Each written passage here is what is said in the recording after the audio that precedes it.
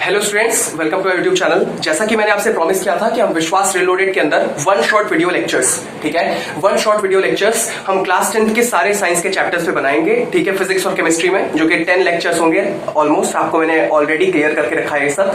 तो आज हम उसका पहला लेक्चर लेके आए हैं, वन शॉर्ट वीडियो लेक्चर है, जिसके अंदर हम पूरा का पूरा चैप्टर कवर करेंगे। आज मैं थोड़ा सा बेसिक से स्टार्ट करूंगा एंड डेफिनेटली ये वीडियो ज्यादा लंबी नहीं रहेगी, छोटी सी रहेगी, लेकिन आपके सारे के सारे कॉन्सेप्ट क्लियर हो जाएंगे। अगर आपको ज्यादा अच्छे से समझना है, ठीक है, ज्यादा एग्जाम्पल चाहिए, ज्यादा तरीके के मेथड सीखना है जिसके थ्रू कोई भी केमिकल इक्वेशन बैलेंस हो सके, तो नीचे एक प्लेलिस्ट का लिंक है जिसके अंदर सारे के सारे लेक्चर्स अच्छे से सीरीज वाइज लगाए गए हैं कि जिस तरीके वीडियो लेक्चर्स रिलीज हुए थे उसी अकॉर्डिंग, ठीक है, उनको आप अच्छे से देख सकते हो। अगर मैं उनको कलेक्ट करूं तो ऑलमोस्ट 2.5 आवर्स की वीडियो बनेगी, ठीक है। ये 2.5 आवर्स की नहीं है, ये छोटी वीडियो होगी। इसके अंदर मैं ज्यादा एग्जाम्पल नहीं दूंगा, बट मैं समझाने की कोशिश करूंगा कि कॉन्सेप्ट है क्या। जिन बच्चों को जल्दी है, सिलेबस देखो, अब एग्जाम पास आ रहा है, फर्स्ट टर्म वाले एग्जाम में आपका ये एक बहुत इंपॉर्टेंट चैप्टर है, ठीक है, जिसको आप डेफिनेटली पढ़िए, क्योंकि कम चैप्टर्स हैं, इसका मतलब एक ही चैप्टर के ऊपर ज्यादा से ज्यादा हमें एमसीक्यू मिल सकते हैं। एमसीक्यू बेस पे जो ऑब्जेक्टिव टाइप ऑफ स्टडी होती है वैसे भी आपको एक्सप्लेन करने की कोशिश करूंगा। बाय द वे, अगर आप इस लेक्चर को देखने से पहले वो डिटेल लेक्चर्स देखे हुए हो तो इससे अच्छी और कोई बात नहीं हो सकती है, ठीक है। डीपीपीस कई तरीके की हमने दी हुई थी, आज हम उसका एक कलेक्शन करके डिस्क्रिप्शन के अंदर दे देंगे। आप उन डीपीपीस, उन क्वेश्चन शीट्स, प्रैक्टिस शीट्स को सॉल्व कर लेना तो और अच्छे से कॉन्सेप्ट क्लियर हो जाएगा। आइए चलिए, वन शॉट का है लेक्चर, तो आइए स्टार्ट करते हैं। इस चैप्टर में दो पार्ट्स हैं, एक है केमिकल रिएक्शन, एक है केमिकल इक्वेशन। केमिकल इक्वेशन को बेसिकली कुछ नहीं, बस बैलेंस करना होता है, ठीक है। हमें एलएचएस को आरएचएस के बराबर, या सिंपल शब्दों में कहूं तो ये कि मास ऑफ रिएक्टेंट को मास ऑफ प्रोडक्ट के बराबर प्रूव करना है। ये समझ लो कि बेसिकली तुम्हें नंबर ऑफ एटम्स इक्वल करने हैं एलएचएस और आरएचएस पे। आज मैं आपको समझाऊंगा, बट पहले हम केमिकल रिएक्शन पे बात करेंगे, ठीक है। तो आइए चलिए केमिकल रिएक्शन पे पहले स्टार्ट करते हैं। उससे पहले अगर आपको मेरी आवाज में थोड़ी प्रॉब्लम लग रही हो तो आई एम रियली सॉरी, थोड़ा हेल्थ इश्यूज के कारण ये प्रॉब्लम हुई है आवाज में, बट कोई दिक्कत नहीं है, आपका कॉन्सेप्ट क्लियर होना चाहिए, सबसे इंपॉर्टेंट यही है। तो केमिकल रिएक्शन की बात करते हैं। देखो, केमिकल रिएक्शन, जब भी कोई केमिकल चेंज होता है तो केमिकल रिएक्शन हमेशा ये एकदम एक सर्टेन है, ठीक है। जब भी कोई केमिकल चेंज होगा तो एक केमिकल रिएक्शन जरूर होती है। अब केमिकल चेंज क्या है, आपने जूनियर क्लासेस के अंदर पढ़ा कि केमिकल चेंज और फिजिकल चेंज क्या है। एक कॉलम बनाया, डिफरेंशिएट किया, ये फिजिकल चेंज, ये केमिकल चेंज, कई सारे पॉइंट्स लिखे, आपको याद होगा।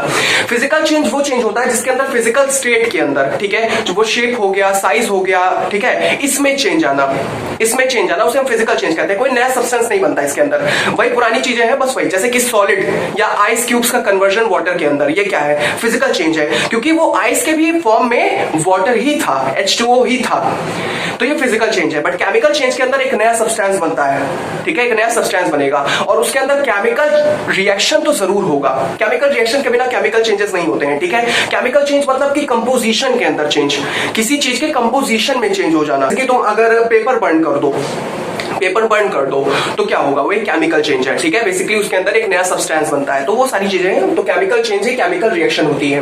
केमिकल रिएक्शन की अगर डेफिनेशन जाननी है, ठीक है, तो केमिकल रिएक्शन मैं लिखूंगा नहीं, केमिकल रिएक्शंस में बताऊंगा आपको कि टाइप्स ऑफ केमिकल रिएक्शन क्या है। केमिकल रिएक्शन जानो क्या है। देखो, केमिकल रिएक्शन अगर तुम्हें जानना है तो नॉर्मल शब्दों में बता रहा हूँ, बहुत सीधा है, ठीक है। डेफिनेशन ध्यान से सुनना।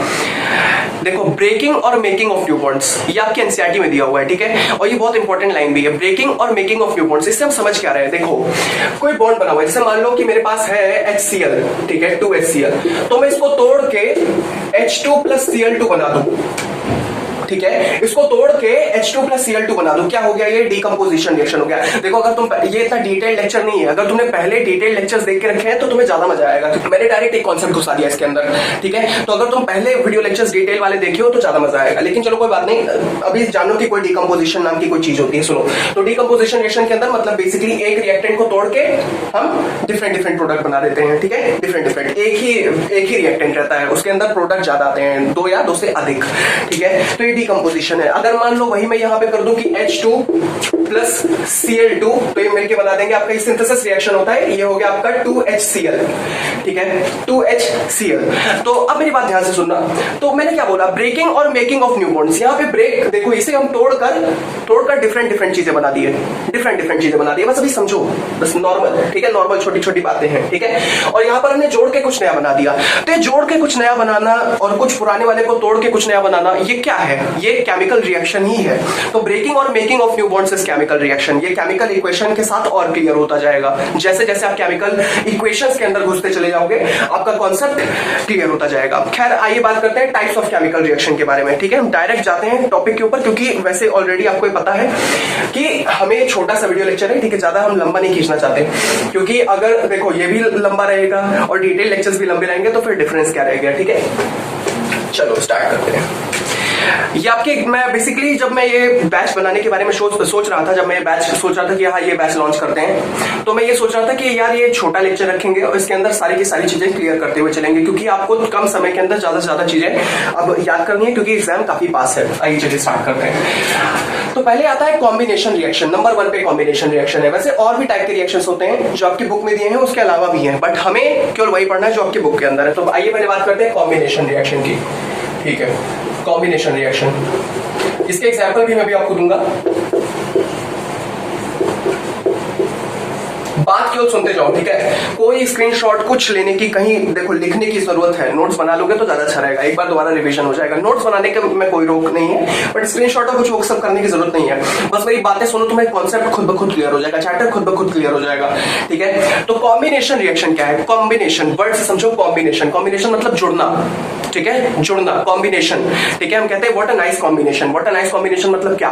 दो या दो से अधिक चीजों का जब एक बहुत बढ़िया कॉम्बिनेशन बताए एक साथ, जब वो बहुत अच्छे लगते हैं, उनका कलेक्शन बहुत अच्छा लगता है, तो उसे कॉम्बिनेशन कहते हैं। Basic combination. ठीक है, उस वर्ड पे मैं बता रहा था। तो कॉम्बिनेशन मतलब जुड़ना, एक साथ आना। तो कॉम्बिनेशन रिएक्शन है भी ऐसा ही कुछ। Combination reaction is a type of reaction in which 2 or more reactant combine together to form single product. मतलब क्या? आइए पहले इसको मैं लिख देता हूं फटाक से। ठीक है, की पॉइंट्स लिखता हूं मैं। ठीक है, जब आपको देखो ऑब्जेक्टिव स्टडीज के अंदर भी बहुत इंपॉर्टेंट होता है, जब भी आप, जैसे मैंने आपको बताया कि एमसीक्यू के लिए हमें कुछ ऐसा पढ़ना पड़ेगा जो थोड़ा डिफरेंट रहा हो हमेशा से, मतलब कि ऐसे लंबी लंबी लाइंस नहीं, हमें की पॉइंट्स पढ़ने हैं। तो इस रिएक्शन के की पॉइंट्स क्या है?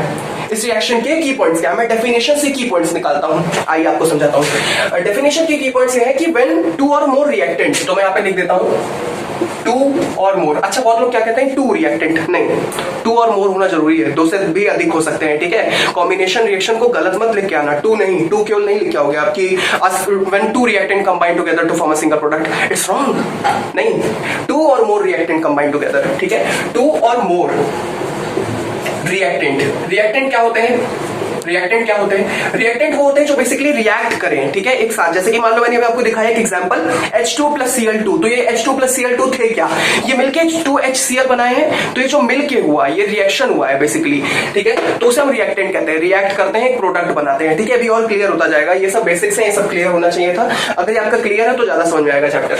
ठीक है, और दूसरा की पॉइंट इसका क्या है? दूसरा इसका बहुत इंपॉर्टेंट की पॉइंट ये आता है कि कॉम्बिनेशन रिएक्शन के अंदर 2 और मोर रिएक्टेंट आ गए, कंबाइन करेंगे, क्या बनेगा? एक सिंगल प्रोडक्ट बनेगा। अब एक चीज और है इसके अंदर, ठीक है, सिंगल प्रोडक्ट। अब मेरी बात ध्यान से सुनना, देखो रिएक्टेंट कितने भी नंबर हो, प्रोडक्ट सिंगल ही रहेगा। ठीक है, बहुत इंपॉर्टेंट बात है ये।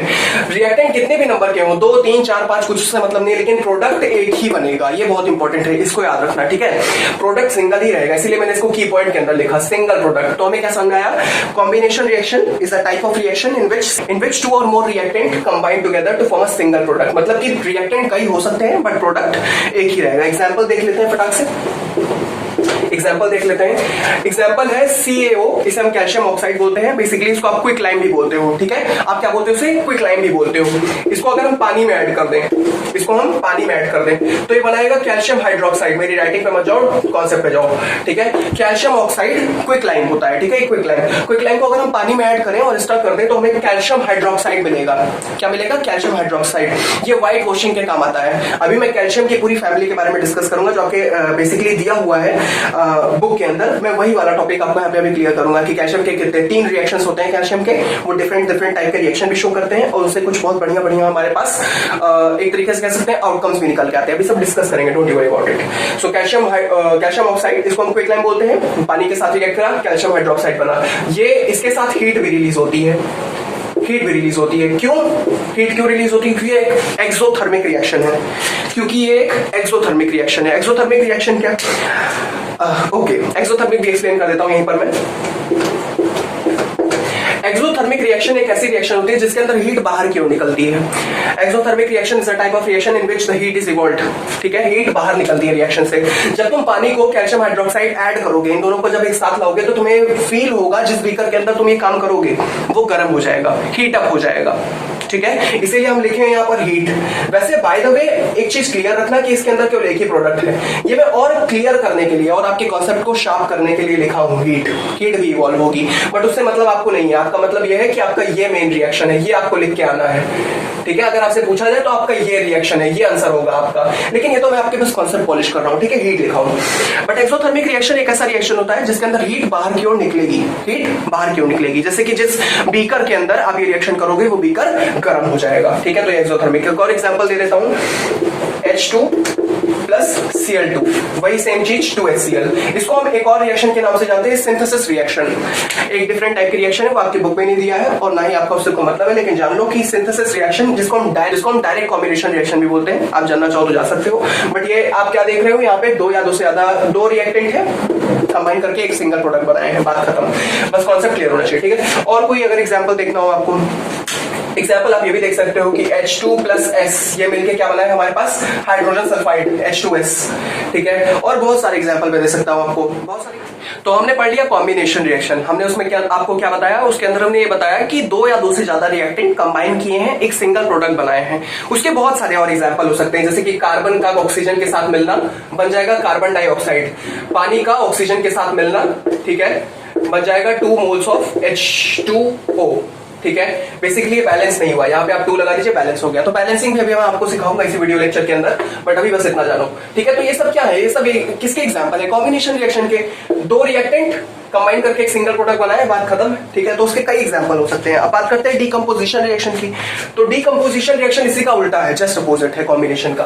देखो कॉम्बिनेशन के अंदर हमने क्या पढ़ा, हमने पढ़ा कि एक सिंगल, देखो दो या दो से ज्यादा रिएक्टेंट एक साथ आए, एक सिंगल प्रोडक्ट बना।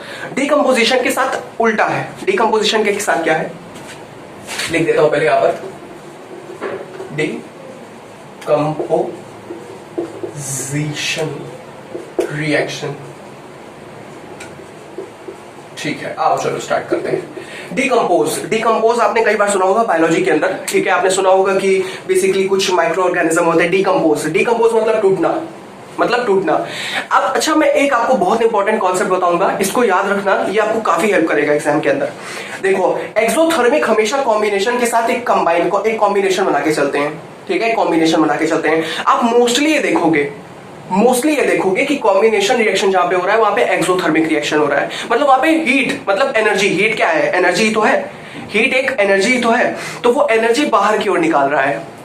एक्सोथर्मिक रिएक्शन, हीट बाहर की ओर निकल रही है, मतलब एनर्जी बाहर की ओर निकल रही है। तो कॉम्बिनेशन रिएक्शन के अंदर मोस्टली आप ये देखोगे कि हीट बाहर की ओर निकल रही है। बट डीकंपोजिशन में एंडोथर्मिक रिएक्शन देखा जाता है। मैंने क्या बोला, मैंने बोला कि कॉम्बिनेशन के साथ मोस्टली एक्सोथर्मिक रिएक्शन, मतलब हीट बाहर की ओर निकलती है, बट डीकंपोजिशन के साथ हीट अंदर, मतलब हीट एनर्जी उसी के अंदर रहती है, एनर्जी निकलती नहीं है बाहर, एनर्जी देनी पड़ती है। आइए इसके भी की पॉइंट्स लिखता हूं फटाक से। की पॉइंट्स इसका क्या होगा कि इसमें सिंगल रिएक्टेंट होगा। ठीक है, सिंगल रिएक्टेंट। देखो राइटिंग ज्यादा अच्छी नहीं, फास्ट एक्सप्लेन कर रहा हूं। ठीक है, तो इसीलिए मैं कह रहा था स्क्रीनशॉट कर लेना। ठीक है, स्क्रीनशॉट लेने की कोई जरूरत नहीं है, कॉन्सेप्ट समझो। और बेसिकली एक कॉपी के अंदर, एक रफ कॉपी के अंदर इसको लिखते भी रहो, नोटबुक के अंदर ज्यादा अच्छा रहेगा। ठीक है, तो ये सिंगल रिएक्टेंट है, एक सिंगल रिएक्टेंट हुआ। ठीक है, एक सिंगल रिएक्टेंट है और सिंगल रिएक्टेंट टूट कर, ठीक है, टूट कर बनाएगा डिफरेंट या, ठीक है, 2 और मोर प्रोडक्ट्स। ठीक है, क्या निकालेगा, 2 और मोर प्रोडक्ट्स।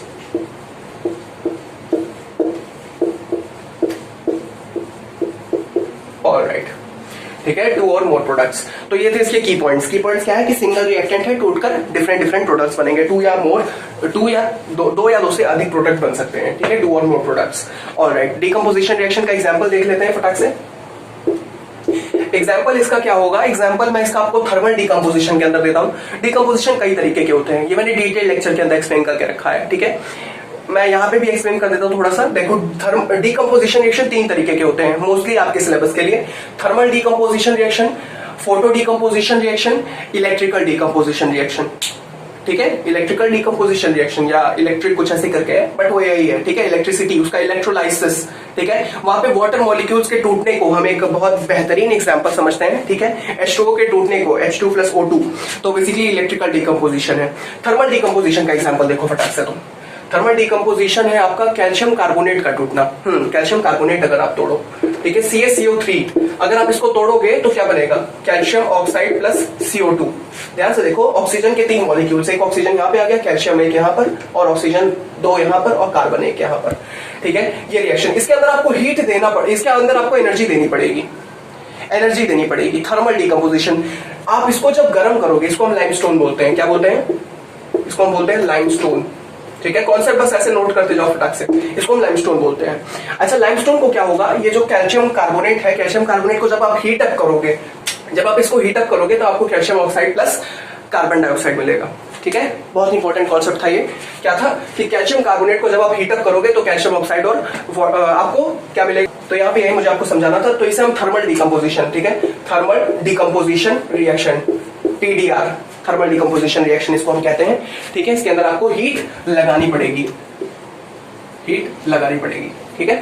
नेक्स्ट एक और एग्जांपल देख लो, एक और एग्जांपल अगर आपको देखना है तो और मैं आपको बताता हूं, जैसे कि HCl का टूटना, ठीक है, HCl का क्या हुआ, वाटर का टूटना दिखा देता हूं ना, ज्यादा बेटर रहेगा, ठीक है, तो इसको बैलेंस करना पड़ेगा, तो यहाँ पर, ठीक है, तो हो जाएगा H2+O2, ठीक है, O2, क्यों, क्योंकि इसको डिकम्पोजिशन जरूरी है, तो इसको हम इलेक्ट्रिकल डिकम्पोजिशन बोलते हैं, इलेक्ट्रोलाइसिस का प्रोसेस है, ठीक है, इलेक्ट्रिकल डिकम्पोजिशन। तो यहाँ पे H2, इसको बैलेंस करने के लिए H2 यहाँ पे था, O2 यहाँ पर, तो ये 2 लगाना पड़ेगा, ठीक है, ये 4 हाइड्रोजन 2 ऑक्सीजन 2 ऑक्सीजन, बैलेंसिंग अभी मैं आपको सिखा रहा हूँ, ठीक है, don't you worry about it.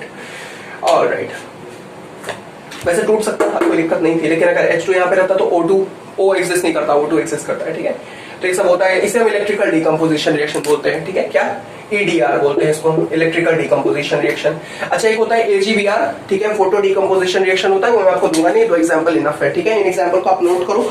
बाकी एक और एग्जांपल जो है वो एग्जांपल आपको बुक में मिल जाएगा, या फोटो डिकम्पोजिशन रिएक्शन टाइप करके गूगल पे सर्च करना, आपको रिएक्शन मिलेगा, बट उससे आपको कोई क्वेश्चन नहीं आने वाला, आपका मेन क्वेश्चन डिकम्पोजिशन रिएक्शन से रहेगा। वहां पे आपको एक चीज समझनी बहुत जरूरी है कि डिकम्पोजिशन रिएक्शन के अंदर होता क्या है। हमेशा तुम ये सुनते आए हो डिकम्पोज, टूटना, ठीक है, तो बेसिकली एक सिंगल रिएक्टेंट टूटकर 2 और मोर प्रोडक्ट बनेंगे, ठीक है। इसके अंदर एंडोथर्मिक रिएक्शन का बहुत इंपॉर्टेंट रोल है, एंडोथर्मिक रिएक्शन का बहुत इंपॉर्टेंट रोल है, क्या है, बहुत इंपॉर्टेंट रोल है। एंडोथर्मिक रिएक्शन के अंदर हीट एब्जॉर्ब होती है, और एक्सोथर्मिक के अंदर इवॉल्व होती है, बाहर की ओर निकलती है, एंडोथर्मिक के अंदर एब्जॉर्ब होती है। अब ये रिएक्शन हीट एब्जॉर्ब किया है, तभी तो ये तोड़ा है, ये तोड़ा किस तरीके, जब इसने हीट को एब्जॉर्ब किया, ठीक है, तो ये सारे इंपॉर्टेंट कॉन्सेप्ट थे। तो ये आपका डिकम्पोजिशन रिएक्शन हो गया। अब इसके बाद आता है displacement reaction, double displacement reaction. उसके लिए आपको डिस्प्लेसमेंट रिएक्शन के लिए आपको जानना पड़ेगा रिएक्टिविटी सीरीज, तो अभी मैं आपको रिएक्टिविटी सीरीज दिखाता हूं। उसके बाद हम चलेंगे नेक्स्ट कॉन्सेप्ट के ऊपर, डबल डिस्प्लेसमेंट के ऊपर। उसके बाद हम रिडॉक्स भी कंप्लीट कर देंगे, फटाफट चल रहा हूं, ठीक है। और उससे पहले समझ लेते हैं कि ये जो हमारा कैल्शियम वाला है, ठीक है, इससे ऑब्जर्वेशन, इसके यार एजर्शन रीजन में इसके बहुत क्वेश्चन आते हैं, ठीक है।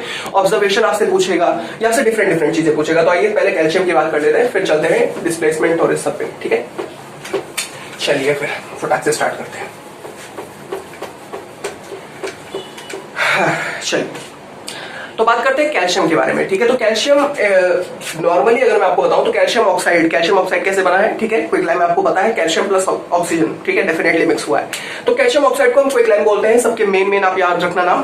कैल्शियम हाइड्रोक्साइड को हम स्लेक्ड लाइम बोलते हैं, और कैल्शियम कार्बोनेट को हम लाइमस्टोन बोलते हैं, ये नाम याद रखना, ठीक है। आपको कई बार ऐसे ये नहीं देगा कि कैल्शियम कार्बोनेट, आपको कई बार लाइमस्टोन लिख के दे देगा, तो आपको समझ में आना चाहिए कि बेसिकली क्या रहा है, ठीक है। समझ में आएगा तो ज्यादा अच्छा रहेगा। रिएक्शन है, कुछ रिएक्शंस को पहले मैं लिख देता हूं, ठीक है। Calcium oxide plus water gives us really sorry calcium hydroxide. This is called slaked lime. This is called quicklime. Alright, writing में जाओ यार, बहुत स्पीड अप में हूं मैं, गलती हो गई, ठीक है। तो ये है क्विकलाइम, ठीक है, ये है स्लेक्ड लाइम। ये कैसे हुआ, पानी का हमने कैल्शियम ऑक्साइड का रिएक्शन कराया वाटर के साथ, और कैल्शियम हाइड्रोक्साइड ऑब्टेन किया है। अब बेसिकली हम कैल्शियम हाइड्रोक्साइड को भी तोड़ सकते हैं, बट अभी रुको, अब आओ ध्यान से सुनो।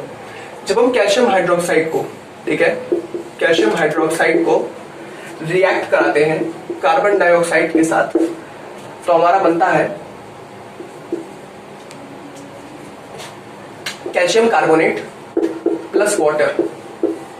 ठीक है, सबसे इंपॉर्टेंट है। ठीक है, कैल्शियम हाइड्रोक्साइड का जब हम रिएक्शन कराते हैं कार्बन डाइऑक्साइड के साथ तो कैल्शियम कार्बोनेट और वाटर बनता है। अब यहाँ का ऑब्जर्वेशन सुनो। ठीक है, इसका ऑब्जर्वेशन सुनो। ये जो स्लेट लाइम है इसका बेसिकली व्हाइट वॉशिंग करते हैं। व्हाइट वॉशिंग मतलब आपने सुना होगा घर के अंदर, आपने क्लास 8 के अंदर, क्लास 9 बेसिकली 9th के अंदर कई सारे न्यूमेरिकल सॉल्व किए होंगे बेसिकली कर्व्स ऑफ एरिया उन सब में, उसमें व्हाइट वॉशिंग का वर्ड इस्तेमाल किया जाता है।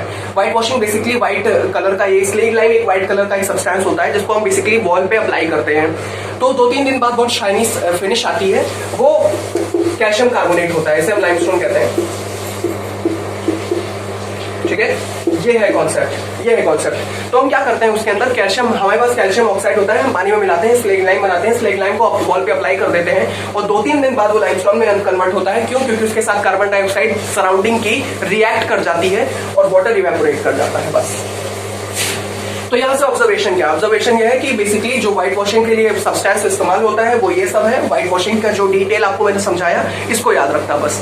ठीक है, तो कैल्शियम के अंदर बस इतना ही है। रिएक्शन क्या है? ठीक है, तो यहाँ पे आप देख रहे हो कॉम्बिनेशन यहाँ पे भी हो रहा है, कॉम्बिनेशन यहाँ पे भी है। कैल्शियम कार्बोनेट को तोड़ोगे तो कैल्शियम ऑक्साइड वापस, देखो कैल्शियम कार्बोनेट को जब तुम तोड़ोगे, ठीक है, अब मैं वापस यहाँ पे लिखे दे रहा हूँ, कैल्शियम कार्बोनेट को जब तुम तोड़ोगे, डिकम्पोज करोगे तो यहाँ बनेगा calcium oxide plus carbon dioxide. तो बस यही मैं समझाना चाह रहा था। ठीक है, तो ये है कैल्शियम के कुछ रिएक्शंस, इन रिएक्शंस को याद रखना। ठीक है, ये रिएक्शंस याद रहेंगे तो ज्यादा मजा आएगा। चलिए, एग्जाम के अंदर इससे डायरेक्ट क्वेश्चन आने की बहुत संभावना है। ठीक है, बहुत संभावना है। बात करते हैं रिएक्टिविटी सीरीज के बारे में। ठीक है, सबसे इंपॉर्टेंट कॉन्सेप्ट है यहाँ पे। तो रिएक्टिविटी सीरीज बेसिकली एक रिएक्शन के ऊपर बेस्ड है। ठीक है, कौन कितना ज्यादा रिएक्ट करता है। ठीक है, आप मेटल नॉन मेटल्स के अंदर पढ़ोगे, मेटल एंड नॉन मेटल्स के अंदर पढ़ोगे कि कितना ज्यादा कोई रिएक्ट करता है। कोई भी मेटल है जो रिएक्टिविटी सीरीज के अंदर सब्सटेंस है वो पानी के साथ कैसा कैसा रिएक्शन दिखाते हैं। तो काफी मजेदार है, काफी इंटरेस्टिंग है, उसको पढ़ना आप ज्यादा मजा आएगा आपको। ठीक है, अभी हम रिएक्टिविटी सीरीज की बात करते हैं। KNaCl MgAl Zn Fe, ठीक है, PbH, यहां से मैं H दोबारा स्टार्ट करता हूं। ठीक है, यहां पर, ठीक है, ये इसी के नीचे आ रहा है, मैंने यहाँ पे लिखा नहीं है क्योंकि जगह नहीं है, मैंने इसके ऊपर लिख दिया। ठीक है, ये इसी के नीचे आ रहा है। ये रिएक्शन की एक सीरीज है जिसके अंदर बताया जा रहा है कि कौन कितना रिएक्टिव है। ठीक है, अब यहाँ के बाद आएगा, इसके बाद कॉपर, इसके बाद आएगा मरकरी, इसके बाद आ जाएगा Ag, इसके बाद आ जाएगा Au, इसके बाद आ जाएगा Pt। ठीक है, यह है रिएक्टिविटी सीरीज। इसको याद करने का तरीका मैंने डिटेल लेक्चर के अंदर बताया था। इसको याद करने का तरीका है केदारनाथ का माली आलोचना पी के पकाता है एंड हाई कोर्ट है आपका। ठीक है, इसके अंदर ये बेसिकली निमोनिक्स है, लेकिन इसको समझो मैं क्या कह रहा हूँ। ठीक है, इसको समझ लोगे तो फिर कोई निमोनिक्स की जरूरत नहीं है। देखो, यह है पोटेशियम, ठीक है, के इसका सिंबल है, यह है सोडियम, यह है कैल्शियम, यह है मैग्नीशियम, यह है एल्यूमिनियम, यह है जिंक, यह है आयरन, यह है लेड, यह है हाइड्रोजन, कॉपर, मरकरी, ये सिल्वर, ये है गोल्ड और ये है प्लेटिनम। ठीक है, ये बताता है कि कौन कितना रिएक्टिव है। अब ये जो आप सोडियम देख रहे हो सबसे ज्यादा रिएक्टिव है। ठीक है, ये सोडियम जो आप देख रहे हो सबसे ज्यादा रिएक्टिव है। उसके बाद सबसे लीस्ट रिएक्टिव प्लेटिनम है। प्लेटिनम पानी के साथ या एसिड के साथ इतना विगरस रिएक्शन दिखाता ही नहीं है। लेकिन ये पोटेशियम हम बाहर इन्वायरमेंट में ही नहीं रखते। बाहर इन्वायरमेंट में मैं ऐसे नहीं रख देता टेबल के ऊपर, इसको मैं केरोसिन के अंदर डुबा के रखता हूँ। ये सब आपको डिटेल के अंदर पता चलेगा। इसके भी आपसे बेसिकली आपसे ऑब्जर्वेशन मांगेगा, तो वो बात की बातें हैं। तो इसको हम इतना ज्यादा ही रिएक्टिव है कि जो सराउंडिंग की वाटर वेपर्स है उनके साथ रिएक्ट कर जाता है। इसीलिए मैं आपको बता रहा हूँ ये चीज। ठीक है, तो ये बहुत हाईली रिएक्टिव होता है। तो ये रिएक्टिविटी सीरीज बताती है कि कौन कितना है। अब ये नीचे जिस तरह जा रहा है उतना रिएक्शन घटता जा रहा है। ठीक है, कौन कितना रिएक्टिव है। ठीक है, पोटेशियम सोडियम से ज्यादा रिएक्टिव, सोडियम कैल्शियम से ज्यादा रिएक्टिव, कैल्शियम मैग्नीशियम से ज्यादा रिएक्टिव, मैग्नीशियम एल्यूमिनियम से ज्यादा रिएक्टिव, एल्यूमिनियम जिंक से ज्यादा रिएक्टिव, जिंक आयरन से ज्यादा रिएक्टिव और आयरन लेड से ज्यादा रिएक्टिव। तो बेसिकली रिएक्टिविटी सीरीज है। ठीक है, नीचे जाते हुए रिएक्शन डिक्रीज हो रहा है। ठीक है, ये सबसे ज्यादा रिएक्ट करता है और ये कम होता जा रहा है। ठीक है, रिएक्शन कम होता जा रहा है। सोडियम उसके बाद कैल्शियम उसके बाद मैग्नीशियम उसके बाद। ठीक है, तो ये बेसिकली एक सीरीज है। इसी के नीचे ये सब आ रहा है। ठीक है, ये जस्ट इसके नीचे आ रहा है, बट जगह नहीं था मैंने इसलिए ऊपर लिख दिया है। ये मेन चीज है। ठीक है, मैं टेढ़ा लिख दिया हूं तो दिक्कत तो नहीं है ना, सर में तो आ रहा है ना। ये पोटेशियम है, ये सोडियम है, ये कैल्शियम है, मैग्नीशियम है, एल्यूमिनियम है, जिंक और आयरन लेड। ठीक है। तो ये सारी चीजें हैं, ये इसके जस्ट नीचे, ये इसे हम रिएक्टिविटी सीरीज बोलते हैं, ठीक है। इसका रिएक्शन पानी के साथ, एसिड के साथ कैसा है वो आपको धीरे धीरे समझ में आएगा जैसे जैसे आप डिफरेंट डिफरेंट चैप्टर्स के अंदर जाने लगोगे, ठीक है। आगे इसका बहुत यूज है, मैं इसलिए कहूंगा कि आप इसको याद कर लो तो ज्यादा अच्छा रहेगा। इसका सेकंड चैप्टर के अंदर यूज, सेकंड चैप्टर के अंदर यूज नहीं है, सेकंड चैप्टर के अंदर यूज नहीं है, थर्ड चैप्टर के अंदर इसका यूज है, ठीक है। थर्ड चैप्टर और फोर्थ चैप्टर के अंदर तो इसका यूज ही नहीं है, वो है कार्बन एंड इट्स कंपाउंड, और फिफ्थ चैप्टर के अंदर भी कोई यूज नहीं है, बट फर्स्ट और थर्ड के अंदर इसका यूज है, ठीक है। तो याद रखना वहां पे, और यहाँ पे भी याद रखो, ठीक है। तो क्या है, मैं आपको दोबारा एक बार रिपीट कर देता हूं, ठीक है। Potassium, sodium, calcium, magnesium, aluminium, zinc, iron, lead, hydrogen, copper, mercury, silver, gold, platinum. तो अभी कुछ देर पहले डिस्कस किया गया है डीकंपोजिशन रिएक्शन। तो डीकंपोजिशन रिएक्शन तीन तरीके के होते हैं, होता है फोटो डीकंपोजिशन रिएक्शन, एक होता है थर्मल डीकंपोजिशन रिएक्शन, एक होता है इलेक्ट्रिकल डीकंपोजिशन रिएक्शन। मैंने तीनों तरीके के आपके साथ डिस्कस किए। बेसिकली एक के अंदर हीट जब तक आप नहीं लगाओगे तब तक रिएक्शन नहीं होगा, एक के अंदर इलेक्ट्रिसिटी का इन्वॉल्वमेंट है, इलेक्ट्रोलाइसिस कहते हैं, एक के अंदर फोटो मतलब सनलाइट और लाइट का है, ठीक है। मैंने आपको बता के रखा है डीकंपोजिशन के अंदर कि हमें एनर्जी लगानी पड़ेगी। एंडोथर्मिक रिएक्शन बेसिकली एनर्जी वो एब्जॉर्ब करता है, इसका मतलब एनर्जी हमें लगानी पड़ेगी रिएक्शन के अंदर। जब आप हीटअप नहीं करोगे तो थर्मल डीकंपोजिशन रिएक्शन नहीं होगा, आपको एनर्जी लगानी पड़ेगी। जैसे अगर आप सनलाइट नहीं लोगे, ठीक है, फोटो डीकंपोजिशन के अंदर, तो डीकंपोजिशन नहीं होगा। जैसे मैं उसका एक एग्जांपल आपके सामने लिखने जा रहा हूं, क्योंकि मैंने उसका एग्जांपल अभी तक आपको दिया नहीं है, ठीक है। तो AgCl, ठीक है, बेसिकली इसका डीकंपोजिशन होगा तो ये हो जाएगा Ag प्लस Cl2, 2। तो यहाँ पे 2 लगाना पड़ेगा और यहाँ पे भी 2 लगाना पड़ेगा। बैलेंसिंग अभी मैं आपको सिखा रहा हूँ, ठीक है, थोड़ी देर में। पहले अभी आप रिएक्शन वाला टॉपिक सीख लो, ठीक है। तो ये फोटो डीकंपोजिशन, यहाँ पे सनलाइट लगेगी, ठीक है। क्या लगेगा? सनलाइट, ठीक है, सनलाइट लगेगी। ऑलराइट, इतना तो आपको समझ में आ ही रहा होगा, इतना तो आपको समझ में आ ही रहा होगा। ऑलराइट, तो चलिए आइए अगले पे चलते हैं। अगला कौन है हमारा? अगला हमारा है डिस्प्लेसमेंट रिएक्शन। डिस्प्लेसमेंट रिएक्शन क्या होता है? देखो, डिस्प्लेसमेंट रिएक्शन एक ऐसा टाइप का रिएक्शन होता है जिसके अंदर मोस्ट रिएक्टिव एलिमेंट, ठीक है, एक रिएक्शन के अंदर दिया हुआ जो मोस्ट रिएक्टिव एलिमेंट होता है वो लीस्ट रिएक्टिव वाले को हटा देता है। एग्जांपल मैं आपको देता हूं। एग्जांपल मान लो कि आपके पास है जिंक प्लस आपके पास है, कौन सा ले लिया आपके लिए, मान लो चलो लेट्स सपोज HCl ले लेता हूं मैं आपके लिए, तो ये बच जाएगा ZnCl plus H2 according to reactivity series. आपने पढ़ा क्या रिएक्टिविटी सीरीज के अंदर? आपने ये पढ़ा कि हाइड्रोजन सबसे नीचे था और जिंक उसके ऊपर था। रिएक्टिविटी सीरीज में कॉर्नर पे लिख देता हूं, आपको समझ में आएगा फिर। तो कौन है सबसे पहले? आपका पोटेशियम, फिर है सोडियम, फिर है कैल्शियम, फिर है मैग्नीशियम। मैग्नीशियम के बाद कौन है? मैग्नीशियम के बाद आपका आता है एल्यूमिनियम, एल्यूमिनियम के बाद आता है जिंक, जिंक के बाद आता है आयरन, आयरन। इसको याद करना बहुत जरूरी है, चैप्टर नंबर 1 और चैप्टर नंबर 3 के अंदर इसका बहुत इंपॉर्टेंस है, ठीक है।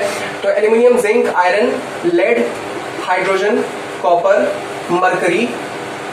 ओके, मरकरी के बाद कौन? Ag, ठीक है, मतलब कि सिल्वर, Au, गोल्ड और प्लेटिनम, ठीक है। नीचे जाते हुए रिएक्टिविटी डिक्रीज कर रही है, रिएक्शन बेसिकली रिएक्शन करने की जो ताकत है, पावर है, वो डिक्रीज कर रही है, ठीक है। तो Zn आप ध्यान से देखो, Zn यहाँ पर है, जिंक यहाँ पर है और हाइड्रोजन यहाँ पर है। तो ऊपर कौन है रिएक्शन रिएक्टिविटी सीरीज में? Zn।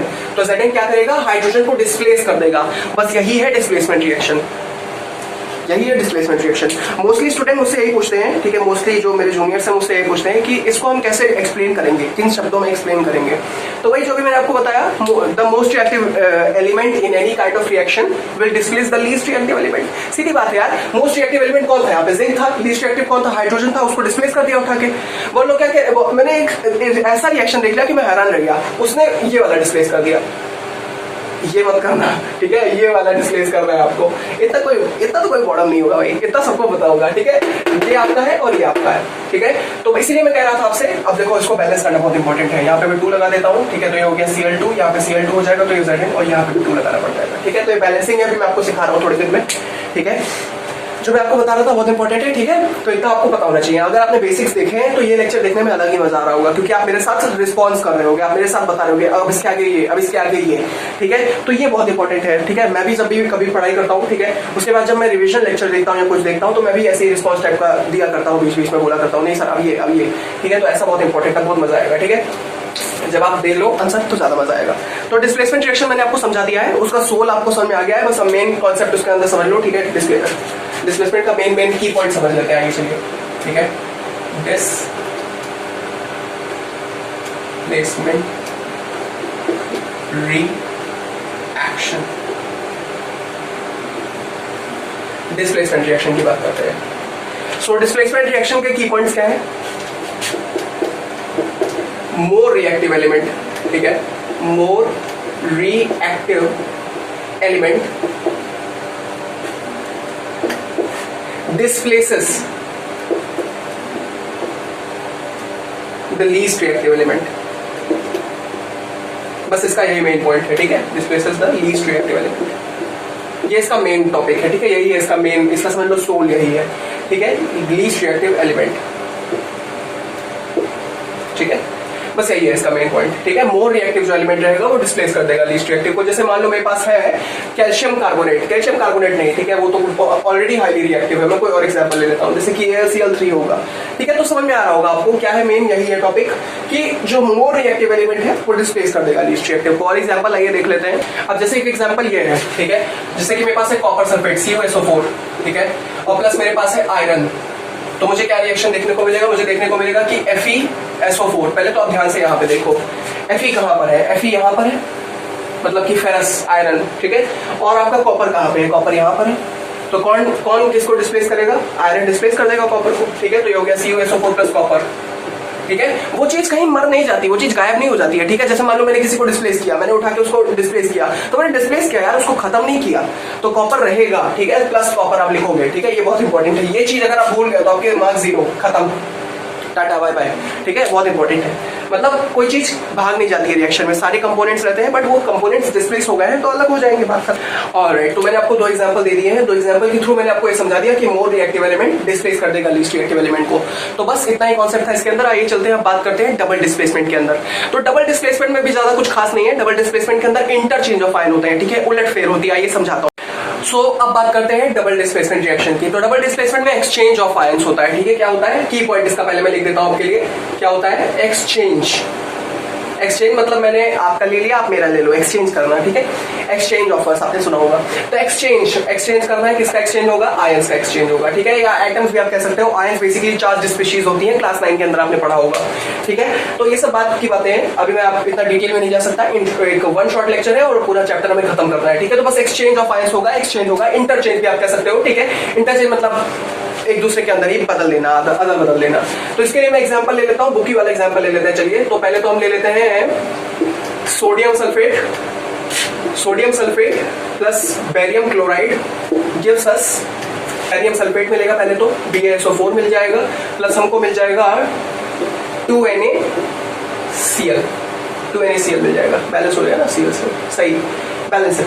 तो क्या हुआ, ठीक है। अच्छा, अब एक और चीज है, ये व्हाइट प्रेसिपिटेट है, सबसे इंपॉर्टेंट है। प्रेसिपिटेट की थोड़ी देर बात कर लेते हैं, फिर डिस्प्लेसमेंट बात कर लेंगे, कोई दिक्कत नहीं है। डबल डिस्प्लेसमेंट थोड़ा देर रुक जाओ। प्रेसिपिटेट बेसिकली इसको हम PPT से रिप्रेजेंट करते हैं, पहले तो मैं लिख देता हूँ, ठीक है, PPT। ये क्या होता है व्हाइट प्रेसिपिटेट, ये एक इनसॉल्युबल सब्सटेंस होता है। जिस भी बीकर या जिस भी टेस्ट ट्यूब के अंदर ये रिएक्शन होगा, उसके अंदर एक नीचे कुछ इनसॉल्युबल सब्सटेंस सेटल डाउन हो जाएंगे, ठीक है, सेटल डाउन हो जाएंगे। ये इनसॉल्युबल होता है। क्या होता है, इनसॉल्युबल। बस इससे ज्यादा आपको जानने लायक ही नहीं है, ठीक है, ये आगे की चीजें हैं। बट अभी आपको क्या जानना है, ये कुछ इनसॉल्युबल सब्सटेंस है, प्रेसिपिटेशन रिएक्शन, ठीक है। बस एक सब्सटेंस बनेगा, रिएक्शन होने पर कई तरीके के बनते हैं, येलो भी बनते हैं, रेड भी बनते हैं। मैंने आपको कुछ दिन पहले अभी साइंस का सैंपल पेपर सॉल्व कराया, उसमें पहला या दूसरा कोई ऐसा ही क्वेश्चन था, स्टार्टिंग का ही क्वेश्चन था, जो कि प्रेसिपिटेट के ऊपर बेस्ड था। तो इस पे ध्यान लगाओ, क्या लगाओगे, इस पे ध्यान लगाओगे, तो ध्यान लगाओ।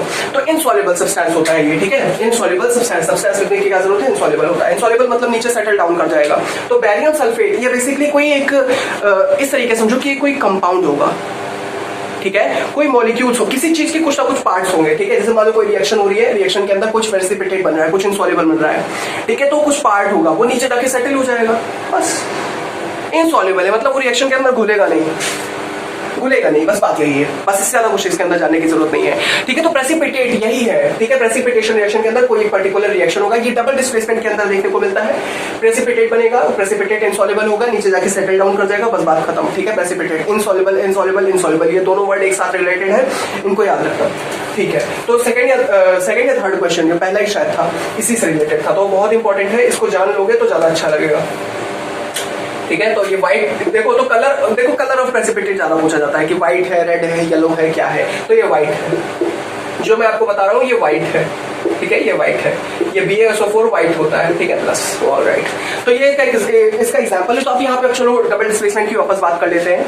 तो मैंने क्या बोला था, basically in exchange of ions होगा, एक्सचेंज होगा। तो यहाँ पे देखो क्या हो रहा है, SO4 किसके पास चला गया, बैरियम के पास चला गया, और जो Cl था वो सोडियम के पास आ गया।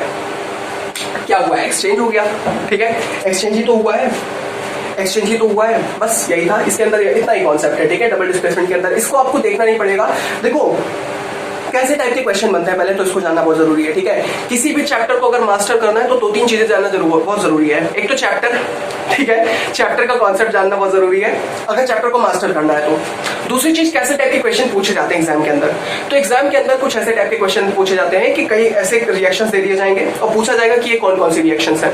सब्जेक्टिव के अंदर ऐसा ही होता था, तो ऑब्जेक्टिव के अंदर भी ज्यादा चेंजेस नहीं आने वाले, ठीक है। मतलब जब बड़े बड़े पेपर हम लोग देते थे, बढ़िया भर के देते थे, ठीक है। तो बेसिकली होना क्या है इसके अंदर, उसके अंदर क्या होगा कि कुछ रिएक्शन दे दी जाएंगी और आपसे पूछा जाएगा कि ये कौन सी रिएक्शन है, ये कौन सी रिएक्शन है, ये कौन सी रिएक्शन है। ऐसे टाइप का क्वेश्चन बनता है। फिर प्रेसिपिटेट वाला क्वेश्चन बनता है कि कौन सी कलर का प्रेसिपिटेट बनेगा, और कैसे टाइप का क्वेश्चन बनेगा। बैलेंसिंग का क्वेश्चन नहीं आता, बहुत रेयरली आता है बैलेंसिंग का, लेकिन बैलेंसिंग सिखाना बहुत जरूरी है, क्योंकि अगर ये सब अभी नहीं जानोगे तो 11th में तो भाई बैंड बच जाएगी, ठीक है। तो ये सब जरूरी है, ऑलराइट। तो बस इससे ज्यादा क्या एग्जांपल दूं, बस इतना जान लो, ठीक है। और अगर तुम एग्जांपल देखना, डिटेल लेक्चर देखो, बस इतना ही जानो अभी, नहीं तो वीडियो लेक्चर बहुत लंबा हो जाएगा, ठीक है। 1 शॉर्ट वीडियो लेक्चर है, बस कुल मिला के इतना ही मैं आपको समझा सकता था इसके अंदर। बस इतना जानो कि डबल डिस्प्लेसमेंट रिएक्शन के अंदर एक्सचेंज होता है। जब भी आपको एक्सचेंज दिखे, उलट फेर दिखे, तो उलट फेर दिखे तो आप डबल डिस्प्लेसमेंट टिक कर दो, मार्क कर दो। बस ऐसे ही टाइप के क्वेश्चन से बन भी सकते हैं, ऑलराइट, ठीक है। तो अभी कुछ देर पहले इलेक्ट्रिसिटी का एक लेक्चर हमारे दूसरे चैनल पे अपलोड हुआ है, ठीक है। तो इलेक्ट्रिसिटी आपके सिलेबस में था नहीं, तो बहुत बच्चे देखते नहीं, स्किप कर देते हैं। कोई बात नहीं, बाद में तो देखोगे, कभी ना कभी तो देखना ही पड़ेगा, ठीक है। तो बस वही था। तो अभी बस 5-10 मिनट पहले खत्म हुआ है प्रीमियर, ठीक है। तो अभी हम शूट कर रहे थे इसके बारे में, तो अभी मैंने देख रहा था उस साइड प्रीमियर शूट हो रहा, प्रीमियर चल रहा था यूट्यूब पर। कोई बात नहीं, आइए बात करते हैं दूसरा वाला रिएक्शन। अब कौन है, डबल डिस्प्लेसमेंट हो गया, अब रिडॉक्स की बात होगी। अब रिडॉक्स की बात होगी, रिडॉक्स के बाद ऑक्सीडेशन रिडक्शन एक साथ ही होगा, ठीक है। तो आइए चलिए स्टार्ट करते हैं, ऑलराइट। अब मैं इसको हटा लेता हूं, इसका कोई यूज नहीं है, ठीक है। इसको याद कर लेना, चैप्टर नंबर 3 चैप्टर नंबर 1 के अंदर बहुत इंपॉर्टेंस है इसका। पानी के साथ कैसा रिएक्शन होगा, ठीक है, एसिड के साथ कैसा रिएक्शन होगा, इन सारे जो रिएक्टिविटी सीरीज वाले हैं ये सब पूछा जाएगा आपसे, ठीक है। तो इसको याद करना बहुत जरूरी है, कौन कौन है। वापस में एक बार आपके लिए रिपीट कर देता हूं, potassium, sodium, calcium, magnesium, aluminium, zinc, iron, lead. अब ऑक्सीडेशन और रिडक्शन को सीखना है, हमें समझना है कि ऑक्सीडेशन और रिडक्शन क्या है। मैं कुछ एग्जांपल दूंगा, बस, ठीक है। एग्जांपल भी नहीं दूंगा, कुछ एक तरीके से मैं आपको बता देता हूँ कि थोड़ा बहुत हम बना के दिखा देंगे आपको, बस वही है ऑक्सीडेशन। ऑक्सीडेशन में रिपीटिव टीचर बहुत चला जाता है, ठीक है। जब भी कोई टीचर एक्सप्लेन करता है तो काफी रिपीटिव हो जाता है, क्योंकि उसे समझाना बेसिकली वही रहता है। और जब तक स्टूडेंट को सामने जो बैठा हुआ है उसको जब तक फील ना आ जाए तब तक वो समझाता ही रहता है, बताता ही रहता है कि ये है, ये है, ये है। तो आज बस कुछ शब्दों में की पॉइंट निकालूंगा इसके भी मैं। आइए चलिए स्टार्ट करते हैं। पहले तो ऑक्सीडेशन की बात करते हैं, और सो बात करें ऑक्सीडेशन और रिडक्शन की, तो ये एक दूसरे के उल्टे होते हैं, ठीक है, जस्ट अपोजिट होते हैं एक दूसरे के। की पॉइंट्स इसमें क्या होते हैं कि ऑक्सीडेशन के अंदर ऑक्सीजन का गेन होता है, ठीक है, सीधी बात है। ऑक्सीडेशन के अंदर और क्या होगा, ऑक्सीजन का गेन होगा, ठीक है। तो लिखे दे रहा हूं उसको फटाक से। की पॉइंट में किसका गेन हो रहा है, किसका गेन हो रहा है, ऑक्सीजन का गेन हो रहा है। अच्छा, लॉस किसका होगा, लॉस भी तो होगा, किसी का कुछ गेन है तो कुछ लॉस भी होगा, हाइड्रोजन का होगा, हाइड्रोजन का होगा। समझ गए ये दो चीज, समझ गए दो चीज, बस इतना जानना है, ठीक है। इसके अंदर ये जानो, ये की पॉइंट्स में निकाल रहा हूं इसीलिए क्योंकि ज्यादा क्लियर समझ में आएगा, ठीक है। अगला देखो, इसके अंदर रिडक्शन के अंदर क्या होगा, रिडक्शन के अंदर, ठीक है, यहाँ पे समझ लो कि ये हाइड्रोजन को सपोर्ट कर रहा है, ठीक है, बस ऐसे समझो, एक दूसरे के अपोजिट है बस, ठीक है। तो यहाँ पे गेन किसका होगा, यहाँ पे गेन होगा हाइड्रोजन का, और लॉस किसका होगा, लॉस भी तो किसी का होगा, तो लॉस यहाँ पे किसका होगा, ऑक्सीजन का होगा। बस बस बस बस बस बस बस बस। अब मैं आपको समझाता हूँ, ध्यान से देखो। A+O2 जो भी बनेगा, जैसे मान लो AO2 बना, ठीक है, जो भी बनेगा, क्या हुआ है इसके अंदर, ध्यान से देखो। इसके अंदर ऑक्सीडेशन ही तो हुआ है, ऑक्सीजन का गेन हुआ। किसको ऑक्सीजन का गेन हुआ, इसको हुआ, इस बंदे को, ये बंदे को ऑक्सीजन मिल गया, स्वर्ग की प्राप्ति हो गई, इसको ऑक्सीजन मिल गया। तो ये कैसे हुआ, ऑक्सीडेशन हुआ। मान लो A-H2, ठीक है। अब जो भी बनेगा, मान लो इस ए वाले सब्सटेंस के अंदर ये कोई कंपाउंड था, इस कंपाउंड के अंदर हाइड्रोजन था, तो हाइड्रोजन मैंने माइनस कर दिया उठा के। तुम लोगों को क्या होता है ना, तुम लोगों को ऐसा लगता है कि केवल प्लस वाले ही होते हैं रिएक्शन, माइनस में भी कई बार आपको देखने को मिलता है। प्लस माइनस से हम अलग करते हैं रिएक्टेंट और प्रोडक्ट्स को, बस याद रखना इसको, ठीक है। तो बस यही है, ऐसे टाइप के कुछ भी बन सकते हैं। जैसे मान लो कि एक कोई कंपाउंड था जिसके अंदर हाइड्रोजन था, तो मैंने हाइड्रोजन माइनस कर दिया ऑक्सीडेशन के अंदर। क्या एग्जाम्पल दे दूं इसका मैं तुम्हें, इसका एग्जांपल मैं तुम्हें ये दिए दे रहा हूँ, ठीक है। कॉपर है, कॉपर को ऑक्सीजन मिल गया, क्या बन जाएगा ये CuO बन जाएगा, कुछ भी बन जाएगा, ठीक है। ऐसे ही सब बैलेंस, इसको बैलेंस कर लो, ठीक है। कैल्शियम है, उसको ऑक्सीजन मिल गया, क्या यही तो है, नॉर्मल रिएक्शन है। क्या हो रहा है, ऑक्सीडेशन ही तो हो रहा है, ऑक्सीजन का गेन हो रहा है, बस बात खत्म, बस यही था ऑक्सीडेशन। रिडक्शन के अंदर क्या है, हाइड्रोजन का गेन होता है, ठीक है, हाइड्रोजन का गेन होता है। इसके अंदर क्या होगा, इसके अंदर A+H2, ठीक है, वो कुछ भी बन जाए, AH2 बन जाए या AH बन जाए, कुछ भी बन जाए, उससे कोई मतलब नहीं है तुम्हें, ठीक है। वो सब हायर क्लासेस की बात है। बस यहाँ पे अभी क्या जानना है कि ऑक्सीजन का गेन और हाइड्रोजन का लॉस, ठीक है। और A-O2, बस जो भी बन जाए। मान लो कोई एक ऐसा कंपाउंड है जिसके अंदर ऑक्सीजन भरा हुआ है, मैंने ऑक्सीजन निकाल लिया, बात खत्म। तो वो स्टेट क्या हो जाएगा, रिडक्शन का। तो ये जिन भी रिएक्शन के अंदर ये वाला केस आपको मिल जाए, ठीक है, गेन ऑफ ऑक्सीजन मिल जाए और लॉस ऑफ हाइड्रोजन मिल जाए, तो ऑक्सीडेशन होगा। और जिन केस के अंदर गेन ऑफ हाइड्रोजन हो जाए और लॉस ऑफ ऑक्सीजन हो जाए, वो हमारा रिडक्शन वाला स्टेट हो जाएगा, ठीक है, रिडक्शन वाला स्टेट हो जाएगा। तो बस यही था इसके अंदर, इससे ज्यादा कुछ नहीं। इसमें मैं ज्यादा प्रेशराइज नहीं करूंगा इस टॉपिक को, क्योंकि इसके अंदर अगर मैं और जाऊंगा तो रिपीटिव हो जाऊंगा, बार बार यही चीज रिपीट करता रहूंगा, ठीक है। और वीडियो लेक्चर को डेफिनेटली हमें लेस टाइम के अंदर फिनिश करना है। बट इतना जान लो, मैं तुम्हें ऐसे ही नहीं कि खाली हाथ छोड़ के जा रहा हूँ ना, समझो। ऑक्सीडेशन क्या है, ऑक्सीडेशन से समझ में आ रहा है कुछ ऑक्सीजन वाला बात, कुछ ऑक्सीजन होगा, तो ऑक्सीजन का गेन ही तो है ऑक्सीडेशन। वैसे तुम लोगों को पता होगा ये सब बेसिक्स है, लेकिन तुम्हें जानो नहीं, मैं ऐसे नहीं छोड़ सकता एक बार 2-3 लाइन बोल के, नहीं। ऑक्सीडेशन गेन है ऑक्सीजन का और लॉस है हाइड्रोजन का, बहुत इंपॉर्टेंट। और ये रहे कुछ एग्जांपल्स, और ये रहा कुछ स्टेट, इस तरीके का दिखेगा, जो भी होगा रिएक्शन वो इस तरीके का दिखेगा। ऑन द अदर हैंड अगर मैं इसको देखूं, रिडक्शन, रिडक्शन में क्या होता है, गेन ऑफ हाइड्रोजन, एक दूसरे का अपोजिट है, एक दूसरे के अपोजिट है, बस बात खत्म। रिडॉक्स रिएक्शन की बात करते हैं। तो रिडॉक्स जो वर्ड है ये 2 वर्ड से बना हुआ है, रीड, ये RED क्या है, रिडक्शन, और OX। रिडॉक्स रिएक्शन में क्या होता है, रिडॉक्स रिएक्शन के अंदर ऑक्सीडेशन और रिडक्शन दोनों एक साथ होता है, दोनों एक साथ होता है। तो ऐसी टाइप के रिएक्शन को हम रिडॉक्स रिएक्शन बोलते हैं। ध्यान से देखो, इसमें RED जो है वो रिडक्शन को रिप्रेजेंट कर रहा है और OX जो है ये रिप्रेजेंट कर रहा है ऑक्सीडेशन को। तो जब ये दोनों एक साथ होंगे किसी रिएक्शन के अंदर, तो हम उसे रिडॉक्स रिएक्शन कहते हैं, ठीक है। एग्जाम्पल के थ्रू ज्यादा समझ में आएगा, एग्जाम्पल के थ्रू ज्यादा क्लियर समझ में आएगा। इसके बाद हम स्टार्ट कर देंगे क्या, केमिकल इक्वेशन स्टार्ट करेंगे। अब इसके बाद एक कॉन्सेप्ट आता है जिसके अंदर ऑक्सीडेशन है, रैंकिडिटी, ठीक है। उसको हम बहुत सारी चीजें बोलते हैं, यार हमारे प्रोनाउंसिएशन में थोड़ी मिस्टेक हो तो माफ कर देना, बट कोरिजन, ठीक है, कोरोजन या कुछ ऐसा टाइप का कुछ बोलते होंगे, ठीक है, हमें उससे कोई मतलब नहीं है। कॉन्सेप्ट मैं आपको समझाऊंगा, ठीक है, कोरोजन और रैंकिडिटी। ऑलराइट, चलिए आइए स्टार्ट करते हैं। कोरोजन, ऑलराइट, सो कोरोजन अभी मैं आपको समझाऊंगा, पहले रिडॉक्स तो समझाऊंगा, रेडी, सॉरी, ठीक है। तो रिडॉक्स क्या है, रिडॉक्स मतलब कि दोनों एक साथ होना, ठीक है। आइए समझते हैं कैसे। तो आइए ऑक्सीडेशन और रिडक्शन का एक एग्जांपल देखते हैं और समझते हैं चीजों को, ठीक है।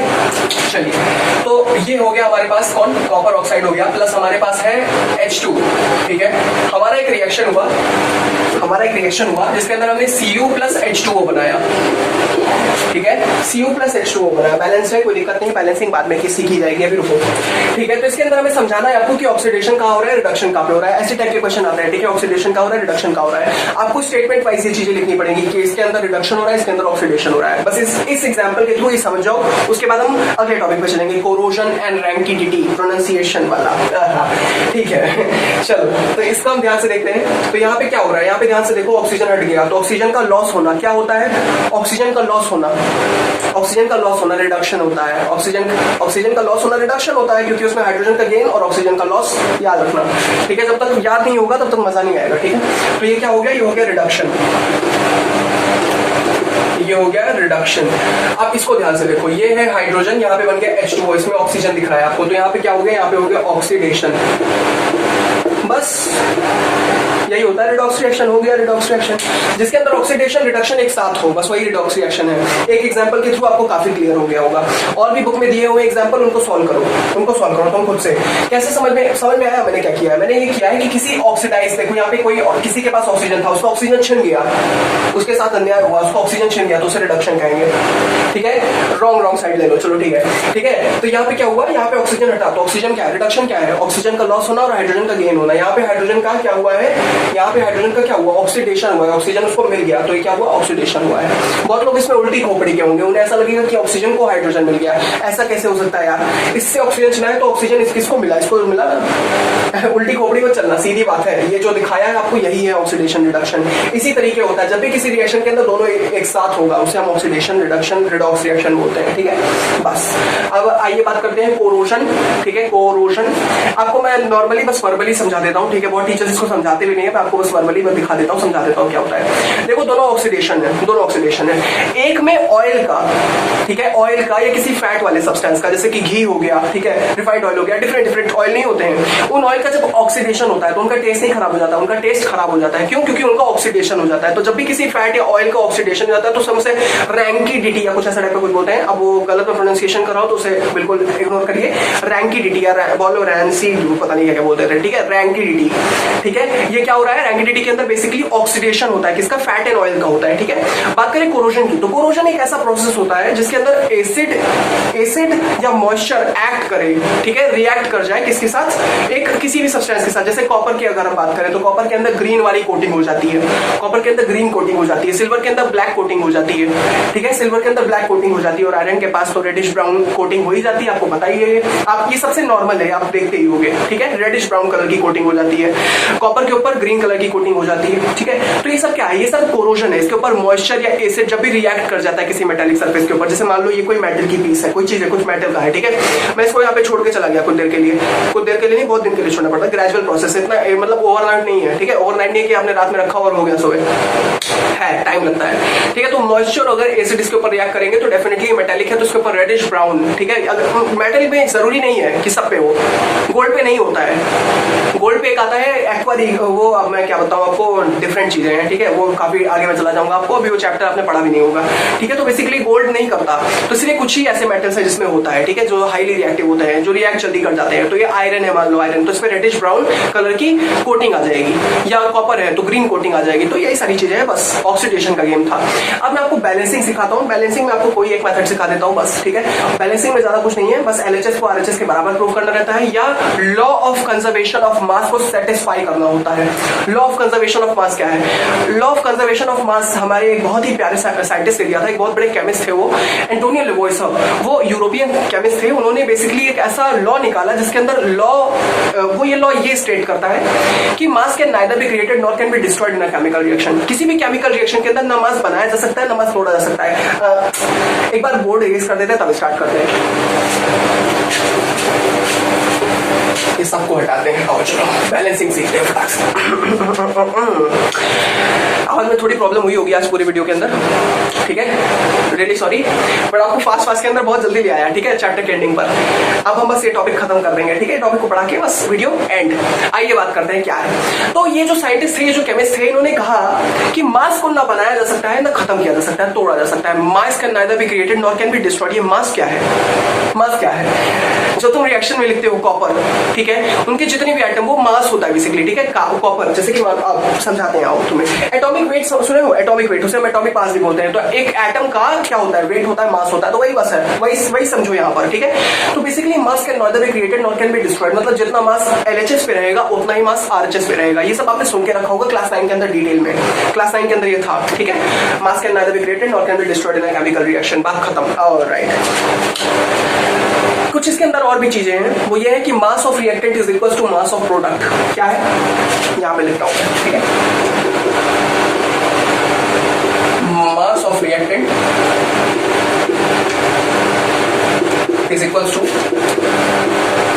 Mass of product. अच्छा, इसको ऐसे भी समझ सकते हो कि एटम का नंबर, ठीक है, एटॉमिक, बेसिकली एटॉमिक नंबर नहीं, वो तो नंबर ऑफ प्रोटॉन्स हो गया। एटम का नंबर जो इस साइड रहेगा रिएक्टेंट पे, वही प्रोडक्ट पे भी रहता है, ठीक है। इसको हम एलएचएस बोलते हैं बेसिकली, क्योंकि लेफ्ट हैंड साइड है, और इसको हम आरएचएस बोलते हैं, ठीक है। तो इनका बराबर होना बहुत जरूरी है, इनका बराबर होना बहुत जरूरी है, ठीक है। ये बेसिकली किसने बोला है, हमारे साइंटिस्ट ने बोला। तो इसको सेटिस्फाई करने के लिए हमें इक्वेशन को बैलेंस करना होता है। अच्छा, कोई काम अगर हम करते हैं तो हम क्यों करते हैं, ठीक है। मैं आपके लिए वीडियो बना रहा हूं तो इसके पीछे कुछ मोटिव होगा मेरा, ठीक है। आप वीडियो देख रहे हो तो इसके पीछे आपका भी मोटिव है। क्या मोटिव है कि आपको ज्यादा मार्क्स स्कोर करना है, आपको ज्यादा अच्छे से कॉन्सेप्ट को क्लियर करना है। अगर आप पढ़ रहे हो तो आप क्यों पढ़ रहे हो, क्योंकि आपको कुछ बड़ा बनना है, ठीक है। तो हर चीज के पीछे एक मोटिव होता है। तो बैलेंस करने, इक्वेशन को बैलेंस करने का भी एक मोटिव होता है। वो क्या होता है, law of conservation of mass को सेटिस्फाई करना, ये होता है। बस समझ में आया कॉन्सेप्ट। आइए चलिए स्टार्ट करते हैं इक्वेशन को बैलेंस करना। 2-3 ट्रिक दिखा देता हूँ, बस उसके बाद फिर आपको समझ में आ जाएगा सब कुछ, ठीक है। बैलेंस करते हैं, क्वेश्चन ले, छोटा सा क्वेश्चन लेते हैं, समझाते हैं आपको, ठीक है। ऐसे बैलेंस करना है, एक्चुअली बैलेंस करते हैं। तो सोडियम यहाँ पर कितना है, सोडियम यहाँ पर है 2, और यहाँ पर है 1, यहाँ पे मैं 2 लगा देता हूँ, ठीक है, 2 लगा देता हूँ। अच्छा, ऐसा मैंने क्यों किया, ठीक है। तो ये बेसिकली बैलेंस करने का एक मेथड होता है। इसमें बेसिकली हम एक एक चीजों को लेते हैं और दोनों साइड बराबर करने की कोशिश करते हैं, बराबर हो जाता है, ठीक है, don't you worry about it. अब इसको डिटेल में मैं किस तरीके, ये मैं क्या सोच के करता हूँ इस तरीके का, या एक नीचे वीडियो का लिंक होगा, वो प्लेलिस्ट का लिंक होगा, वो प्लेलिस्ट के अंदर आप 3rd या 4th वाले वीडियो पे जाना, उसके अंदर आपको ये मिलेगा, ठीक है। ये मैंने किस तरीके कराया है, ठीक है, बैलेंस किस तरीके मैंने कराया बैलेंस। बैलेंसिंग के लिए बेसिकली ये वीडियो थी ही नहीं, ये वीडियो थी आपको पूरा का पूरा कॉन्सेप्ट समझाने के लिए, ठीक है। तो ये समझा दिया है मैंने, आइए चलिए स्टार्ट करते हैं।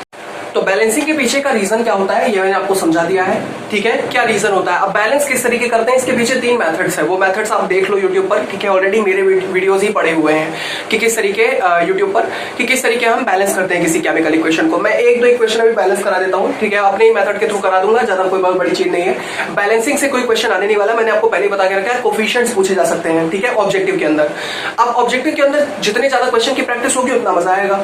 अब मेरी बात ध्यान से सुनो, जो डीपीपीस का कलेक्शन मैंने आपको दिया था लेक्चर वाइज क्यों, अब मैंने वही एक कलेक्शन का एक पूरा वो बना के रखा है फोल्डर, उस फोल्डर को मैं नीचे डिस्क्रिप्शन में दे रहा हूँ, उसका लिंक, उसको आप क्लिक करो और उस वाले फोल्डर को डाउनलोड करके उनके सारे क्वेश्चन लगाओ। वो सारे क्वेश्चन यूनिक है, बेस्ट है, ठीक है। उन क्वेश्चन को जब आप सॉल्व करोगे तो आपको, ठीक है, काफी कॉन्फिडेंस हो जाएगा, आप आराम से बैलेंस कर ले जाओगे किसी भी केमिकल इक्वेशन को, कोई भी कॉन्सेप्ट हो, कुछ भी बस फटाक से हो जाएगा, ठीक है। अभी मेरा काम था आपको समझाना कॉन्सेप्ट, मैंने आपको कॉन्सेप्ट समझाया, कोई भी मतलब यार सबसे छुपे भी कॉन्सेप्ट मैंने आपको समझाया है, ठीक है। सारे ऑब्जर्वेशन आपके क्लियर किए, सारी चीज आपके क्लियर कर दी है, ठीक है। और कुछ चीजें जो ऑब्जर्वेशन में पूछी जाती है मैं आपको अभी बता देता हूँ। जैसे कि आपसे पूछा जाएगा कि हम बेसिकली मैग्नीशियम रिबन को रफ करते हैं, ठीक है, मैग्नीशियम रिबन को हम सैंड पेपर से रफ करते हैं बिफोर बर्निंग इट। तो हम बेसिकली मैग्नीशियम ऑक्साइड वो हम बेसिकली लेयर हटाने के लिए करते हैं, ठीक है। मैंने आपको वीडियोस के अंदर कैल्शियम कार्बोनेट भी बता के रखा है, तो वो डिफरेंट रिएक्शन के अंदर होता है, ठीक है। सैंड पेपर से हम कई चीजें होती हैं उस हिसाब से करते हैं, ठीक है। कई बार कैल्शियम ऑक्साइड की लेयर को हटाना है, कभी कैल्शियम कार्बोनेट, तो लेयर हटाने की बातें हैं, ठीक है। बैलेंसिंग कर लेते हैं 2-3 इक्वेशन की, वही नॉर्मल वाला बैलेंसिंग, वही तुम देखे हो। एबीसीडी की बात ना करो, ठीक है, एबीसीडी में बहुत लंबी वीडियो बन जाएगी, ठीक है। एबीसीडी बैलेंसिंग का ऑलरेडी वीडियो लेक्चर है, ध्यान से देख लेना। और बुक वाले मेथड से भी कर सकते हो, बुक वाले मेथड से करोगे अगर मान लो एग्जाम सब्जेक्टिव होता तब ये होता है, ठीक है। बैलेंसिंग का प्रॉब्लम तब होता है जब एग्जाम सब्जेक्टिव होता है। अभी ऑब्जेक्टिव है तो ऑब्जेक्टिव में आपसे कोफिशिएंट पूछे जा सकते हैं, उसके लिए आपको बैलेंसिंग आनी चाहिए। आइए बैलेंस करके आपको दिखा देता हूँ 2-3। तो बैलेंसिंग की आइडियोलॉजी होती है कि पहले हम मेटल्स को देखते हैं, मेटल्स बैलेंस हो जाते हैं, तो नॉन मेटल को देखते हैं, नॉन मेटल बैलेंस हो जाते हैं, तब नॉन मेटल के बाद हम बेसिकली ऑक्सीजन और हाइड्रोजन को भी देखते हैं। जितना ज्यादा देखो, किसी चीज को तोड़ दोगे, किसी चीज को अगर तुम जब ब्रेक कर देते हो तो ज्यादा अच्छे से समझ सकते हो चीजों को। जैसे मान लो तुम्हारी बुक में 16 चैप्टर्स हैं। अब इन 16 चैप्टर्स को जब तुम छोटे छोटे टुकड़े में, अब देखो एक दिन में तो पढ़ नहीं सकते पूरी बुक, कि एक दिन में पढ़ सकते हो, नहीं पढ़ सकते हो, तो ये 16 चैप्टर्स क्यों तोड़े गए हैं? ये एक साथ मैशअप भी तो कर सकते थे, नहीं, हमने तोड़ दिया। तो जितना तुम चीजों को ब्रेक करोगे उतना ज्यादा अच्छा रहेगा, उतना ज्यादा अच्छा रहेगा। इसीलिए हमने क्या किया, हमने केमिकल रिएक्शन को तोड़ दिया, तोड़ करके मेटल को अलग कर दिया, नॉन मेटल को अलग कर दिया, आपको ऑक्सीजन का अलग कर दिया, हाइड्रोजन का अलग कर दिया। इसको अलग कर देने से हम एक एक चीजों को पहले बैलेंस करते हैं और बैलेंस हो जाने के बाद चीजों को खटाक से लिख देते हैं, ठीक है। तो कोफिशिएंट अब अगर आपको लिखना है ऑब्जेक्टिव के अंदर तो केवल कोफिशिएंट आएगा, तो बैलेंस करके मैं आपको दिखा देता हूँ। ऑलरेडी मैं भी काफी थक गया हूँ, आप इस वीडियो को देख के काफी थक गए होंगे। मैंने आपको चीजें समझा दी हैं, ठीक है, कॉन्सेप्ट आपको समझा दिए, एक एक छोटी छोटी डिटेल तक समझा के रख दी है, ठीक है। ज्यादा एग्जांपल नहीं सॉल्व कराए क्योंकि ऑलरेडी एग्जांपल बता के रखे हैं डिटेल के अंदर। अभी तो मैं बस आपको वन शॉट बस कॉन्सेप्ट के फील लेने की कोशिश कर रहा था। जो बच्चा इवन नहीं भी देखा होगा डिटेल लेक्चर तो उसे भी मजा आया होगा, उसे भी समझ में आया होगा कि मैं क्या कहने की कोशिश कर रहा हूँ, ठीक है। तो बस एंड करते हैं इन सब चीजों को। पहले कुछ रिएक्शंस को, तो पीछे कुछ रिएक्शंस दी हुई है, इन रिएक्शंस को बैलेंस करना है। मैंने अभी आपको क्या बताया कि आपसे अगर क्वेश्चन आया ऑब्जेक्टिव के अंदर तो यही पूछा जाएगा कि कोफिशिएंट क्या है, ठीक है। जैसे मान लो इसके कुछ कोफिशिएंट निकल के आएंगे, उन कोफिशिएंट को आप मार्क कर दोगे, ठीक है। अच्छा क्या होता है, बहुत स्टूडेंट क्या मिस्टेक कर देते हैं कोफिशिएंट में। जैसे मान लो अगर मैंने यहाँ पे कोई कोफिशिएंट नहीं लिखा, मैंने जैसे मान लो मेरे BaCl को BaCl लिखने दिया, जैसे BaCl2 लिखा है, BaCl2 ही लिखा रहने दिया, तो बहुत बच्चे क्या करते हैं यहाँ पे कोफिशिएंट को 0 मान लेते हैं।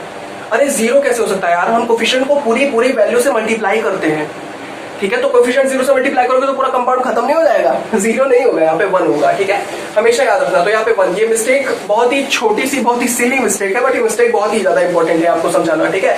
यहाँ पे 1 है, यहाँ पे 0 नहीं है। जैसे मान लो आपसे कोफिशिएंट पूछा गया, तो जैसे मान लो मैंने यहाँ पे केवल कोफिशिएंट लगाया, बाकी किसी पे कोफिशिएंट नहीं लगाया, तो इसके कोफिशिएंट की डिटेल्स क्या आएगी। जैसे मान लो फॉर एग्जाम्पल ये 1 है, ये 1 है, ये 1 है और ये 2 है, फॉर एग्जाम्पल। मैं बताया नहीं हूँ, अभी मैंने बैलेंस नहीं किया है, बैलेंस नहीं किया यार, बस क्यों लिखा है, ठीक है। तो इसके कोफिशिएंट्स अगर आपसे पूछे जाएंगे, पहले मर लेंगे तब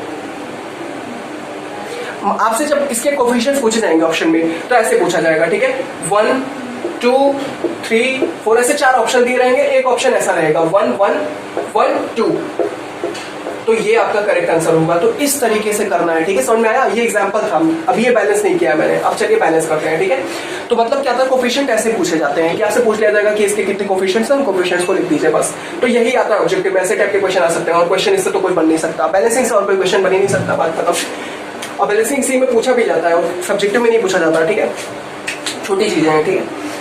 ऑलराइट, एबीसीडी वाला मेथड ऑलरेडी एक्सप्लेन करके रखा है, लंबी वीडियो बन जाएगी इसलिए समझा नहीं रहा हूँ, ठीक है। बेसिकली उसमें क्या किया जाता है, एबीसीडी लिख दिया जाता है बस, ठीक है, एबीसीडी लिख दिया जाता है, उसी हिसाब से बैलेंस हो जाता है। पहले टैली करते हैं, टैली करके किसी को एक जो सबसे ज्यादा बार आता है उसको हम 1 मान लेते हैं, और उसके बाद पूरे पे पुट करके आंसर निकाल देते हैं। ये आप ठीक है, इसको चलिए सीखते हैं, ठीक है। तो यहाँ पे मैं क्या करूंगा, यहाँ पे आपको कुछ चीजें याद रखनी है। मैंने आपसे यही नहीं बोला है कि इसको बैलेंस करो, मैंने आपसे ये भी बोला है कि identify the type of chemical reaction it is. So before we start doing the balancing we should know that which kind of chemical reaction it is. So ये कौन सा केमिकल रिएक्शन है, तो BaCl इधर हो गया, SO4 इधर हो गया, तो ये क्या हो गया, डबल डिस्प्लेसमेंट। तो मैं यहाँ पे क्या लिख दूं, DDR लिख देता हूँ, डबल DL बैलेंस नहीं है तो यहाँ पे 2 लगाना पड़ेगा, तो ClCl बैलेंस हो गया, H2 ध्यान से देखो बैलेंस हो गया, SO4 बैलेंस हो, तो इक्वेशन बैलेंस हो गई, दिस इक्वेशन इज बैलेंस। अब ध्यान से देखो, एक कोफिशिएंट लगा के इक्वेशन बैलेंस हो गई। अब बहुत स्टूडेंट कहेंगे कि अभी भैया आपने यहाँ पे 1 1 1 और 2 पुट किया, कुछ तो चाल है आपकी, क्योंकि वो भी मैच कर रहा है, ये भी मैच कर रहा है, तो कोई बात नहीं यार, मैं सोच समझ के नहीं किया था, मैं ऐसे ही 1 1 2 2 लिख दिया था। अब वो हो गया, मैच बैठ गया तो बैठ गया। जैसे इसका कोफिशिएंट 1 है, इसका कोफिशिएंट 1 है, इसका कोफिशिएंट 1 है, उसका कोफिशिएंट 2 है, ठीक है। तो अगर ऑप्शन में अगर आपके पास 1 1 1 और 2 लिखा हुआ है तो उस ऑप्शन पे आप टिक मार दो। जैसे ऑप्शन है 1 1 1 2 तो टिक मार दो। ऐसे टाइप के क्वेश्चन बनेंगे इस पे, और कोई बड़े क्वेश्चन नहीं बनते इस पे। इसको बैलेंस करना है, Fe3 है, यहाँ पे 3 लगा दो, Fe3 है, यहाँ पे 3, देखो यहाँ पे 3 है, यहाँ 3 लगा दो। O4 है, तो यहाँ कितना है, तो 4, यहाँ पे 4 लगा दो, ठीक है। अब ये 8 हाइड्रोजन हो गया, तो यहाँ पे 4 लगा दो, बैलेंस हो गया। अब मान लो आपसे इसके कोफिशिएंट पूछे गए, तो यहाँ पे कोफिशिएंट 1 है, तो इसके कोफिशिएंट आपसे पूछे जाएंगे तो हो जाएगा 3 4 1 4। जिस ऑप्शन के अंदर ये मैच कर जाए उस पर टिक मार दो। ऐसे ही क्वेश्चन बनेंगे सर, और कोई क्वेश्चन नहीं बनेंगे। शायद मैंने सॉल्व करा के रखा है सैंपल पेपर के अंदर, ट्राई कर लेना, ठीक है। AgBr2, यहाँ Br2 है, यहाँ पे Br1 है, यहाँ पे 2 लगाना पड़ेगा, यहाँ पे 2 लगाना पड़ेगा। Equation balance.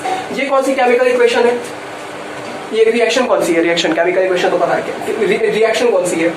तो ध्यान से देखो यहाँ पे क्या हुआ है, डिस्प्लेसमेंट हुआ है मुन्ना, डिस्प्लेसमेंट, तो उसको हम क्या लिखेंगे, Dr लिख देंगे।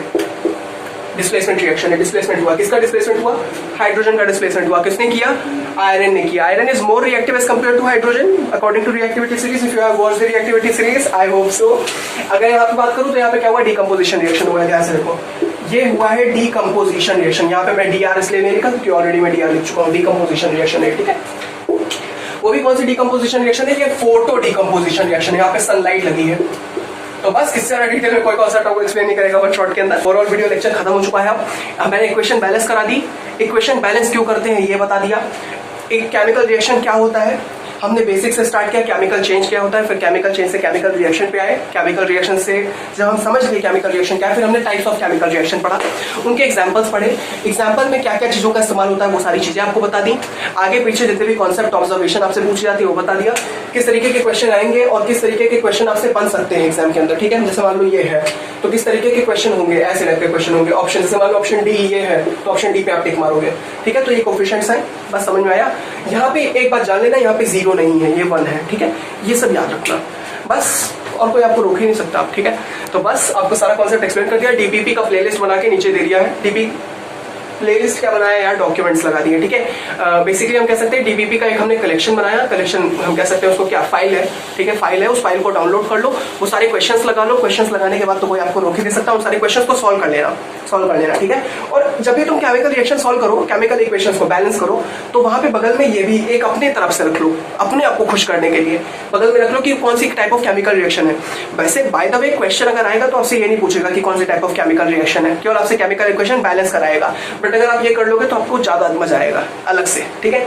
वो हो गया, केमिकल इक्वेशन बैलेंस कर लेना और लिख देना कि कौन से टाइप ऑफ केमिकल रिएक्शन है, ये खुद के लिए है, ठीक है। बाकी मैंने केमिकल इक्वेशन बैलेंस करने के लिए ऑलमोस्ट 20 क्वेश्चन दिए हैं और केमिकल रिएक्शन के ऊपर मैंने कई सारे क्वेश्चन दिए हैं, तो सब क्वेश्चन को सॉल्व कर लेना, बस बात खत्म।